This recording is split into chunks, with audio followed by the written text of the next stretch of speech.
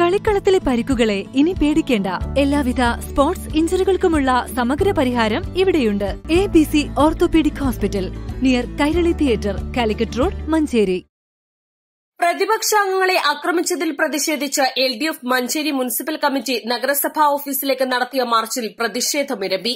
പോലീസിനെ മറികടന്ന് പ്രവർത്തകർ നഗരസഭയിലേക്ക് ഇരച്ചുകയറി.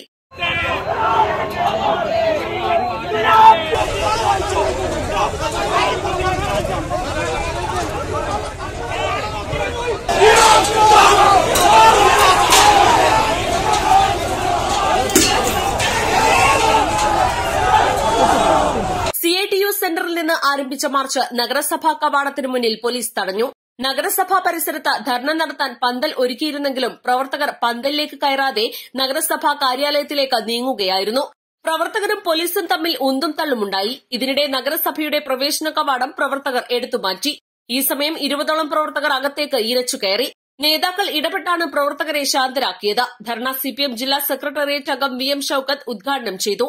മലപ്പുറം ജില്ലയിലെ മറ്റു നഗരങ്ങളെല്ലാം വികസിക്കുമ്പോഴും മഞ്ചേരിക്ക് യാതൊരു മാറ്റവും ഉണ്ടായില്ലെന്ന് അദ്ദേഹം പറഞ്ഞു. ഈ മലപ്പുറം ജില്ലയിലെ പട്ടണങ്ങളെല്ലാം ഒന്നിനൊന്ന് വികസിച്ചു വരുമ്പോൾ ശോഷിച്ച് യഥാർത്ഥത്തിൽ മഞ്ചേരി നിവാസികൾക്ക് നാണക്കേടുണ്ടാക്കുന്ന ഒരു നഗരസഭയാണ് ഈ മഞ്ചേരിയിലുള്ളത് എന്നുള്ളത് ആമുഖമായി തന്നെ പറയേണ്ടി വരികയാണ്. എത്ര ശത്രുതാപരമായിട്ടാണ് ഇവർ പെരുമാറുന്നത് എന്നുള്ളതിന്റെ സൂചനകളാണ് ഈ കഴിഞ്ഞ ദിവസങ്ങളിൽ ഉണ്ടായത്. ഇത് ഒരു പ്രാവശ്യമല്ല, എല്ലാ ഘട്ടത്തിലും ഇങ്ങനെയാണ്. ഇവരോട് മിതമായ ഭാഷയിൽ പറയാനുള്ളത് എന്താണോ ഒന്ന് നന്നാവാത്തത് എന്നാണ്. എത്രയോ കാലങ്ങളായി രാജ്യത്ത് ഇന്നൊരു പരിഷ്കൃത സമൂഹമാണ്. അങ്ങനെയാണ് പഴയ 82 മുനിസിപ്പാലിറ്റിയുടെ അതേ അവസ്ഥയിൽ കാണണം.